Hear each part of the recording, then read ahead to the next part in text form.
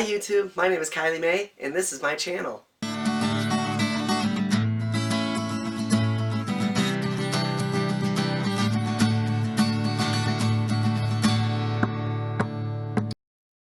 Alright you guys, so this is going to be a video that is hopefully going to be short because I'm coming off the flu and I've lost my voice and I'm pushing through this as best as I can. But I'm going to try doing a year in review of all the stuff that's happened since I haven't made a video in a year and like a month maybe. I'm grateful for the 200 plus subscribers I've had since my last video came out last December. I know I haven't made a video since then, and I'm grateful that people have still stuck on and I haven't lost anybody. Alright, so the first big change that happened while I moved out here to Illinois was that I was living full-time as myself. There was a big change, especially for me being at work. It was the first time being at the bank as myself.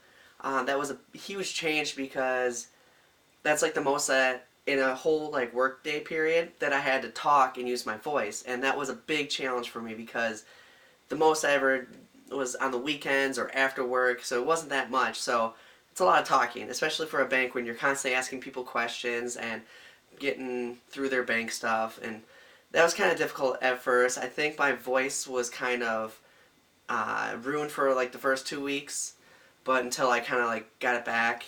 I'm pretty sure my coworkers knew that I was trans. It wasn't that big of a deal. I probably didn't bring up anything till like 5 months later to my manager. I didn't have any difficulties at work until this one day I had a customer call me out. He saw me walk into the women's restroom, and when I went back to the teller desk, he asked me if Walmart allowed that, and I wasn't sure what he was talking about, and he's like, they allow you to use the women's restroom, and I was like, I'm not sure what you're talking about. I was just trying to like deflect off. I knew where he was going with it, but I was trying to deflect right away, and I told him I didn't know what he was talking about, and he's like, they let men use the restroom, the women's restroom here, and I was like, I don't know what you're talking about, sir. At this time, I'm starting to get a little shaky.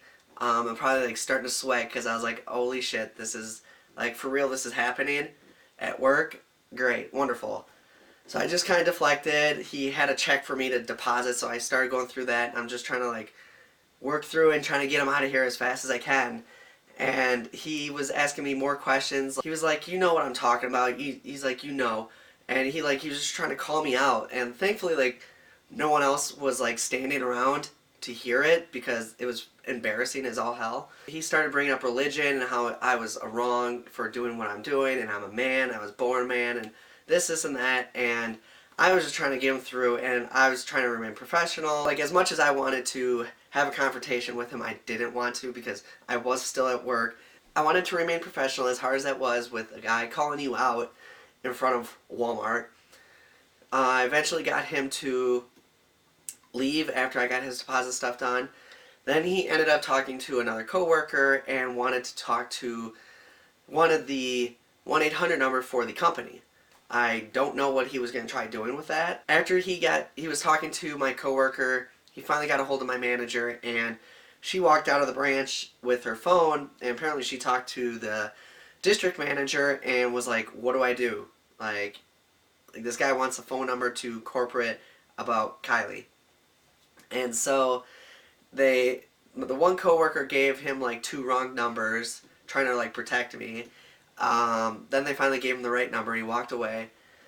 After that, I went on lunch like right away. I didn't stay around the branch. I didn't go eat. I went out to my car and I texted my sister, and I was just like, holy shit, this just happened. And I just talked to her about it, and I was like trying to vent and like, you know, relax then. I finally went back inside, and I was expecting something to be said to me, but nothing was said. A whole week went by, and I finally talked to my manager about it, and she told me that she didn't know that the guy talked to me about it. Like anything that happened. She thought that this guy just went to my coworker and was just asking about the 1-800 number. She didn't know that he confronted me. So I talked to her. I came out to her, which she already kind of had her suspicions because, like I said, my old name is still in the system under like old reviews, so it's kind of obvious.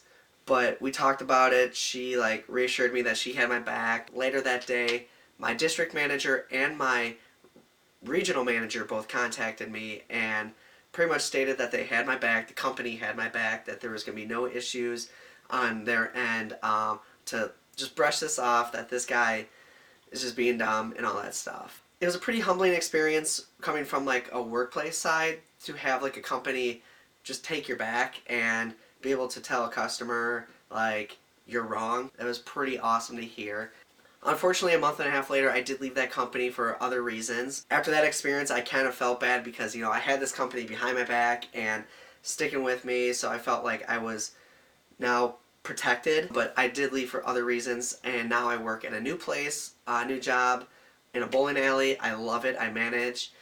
It's fun around kids, around parents. It's a little bit chaotic, but it's good chaotic. I went out to Colorado this past summer for a week with one of my best friends. It was amazing. I want to go back so bad. We traveled around the state and camped at some state parks. Yeah, some state parks. One of the best experiences of my life. I loved it. I would love to go back. I wouldn't mind moving there because Colorado is beautiful. But yeah, it was good, relaxing. Needed it. Kind of get away. I found a new clinic. I love it. It's actually a lot closer than my last one. Was about a 2.5-hour drive into DC, which sucked. I had to make like a whole day trip out of it. This one is like 10 minutes down the road, which is awesome. I was worried that when I moved out here that I would have to find a LGBT clinic in Chicago and had to go into Chicago and do all that driving, but luckily this one's right close by, so it worked out perfect. Since moving out here, my dating life has been I did go on about 2 dates.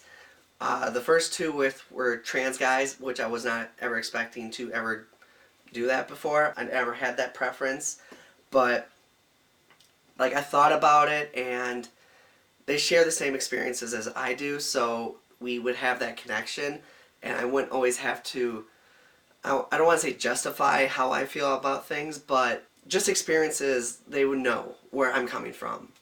I was seeing this other guy who was cis male. That was definitely like the first time that happened for me, so that was like a whole new experience for me, which I thoroughly enjoyed on the front of actually like a girl dating a guy. I've never had that aspect before, so that was definitely different. That didn't pan out, unfortunately, as much as I would have liked it to, but I'm just keep searching. That's all I'm going to do. Keep swiping. Swiping right, swiping left. I know one of the main things was when I came out here is I was wanting surgeries.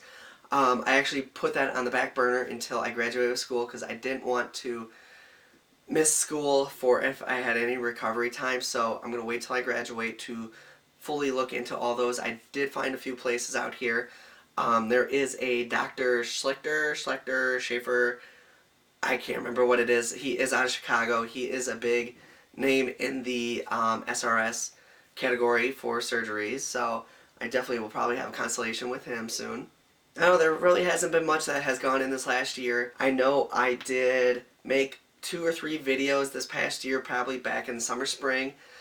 I didn't like the quality of the videos, and I felt like it was doing a disservice to my YouTube channel if I put those out there. I ended up making the full videos, full edits. They were ready to go out, but I didn't like how the final edits were, and I just didn't like the content that was in it, so I do apologize for that. So we'll see how 2018 goes. I know 2017 was supposed to be a good year for me, but in all aspect, it was a good year. I was me the whole time. It was awesome. Met a lot of new people, new job experiences, just a lot of good things. We'll see how this new year goes. I'd like to thank you guys for watching and watching me struggle through this video with my horrible voice that's gone like soon. If you guys have any questions, leave me a comment or a message. I hope you guys like, subscribe, or share the video. It's not one of my best voice videos, but what can you do? Thank you guys for watching.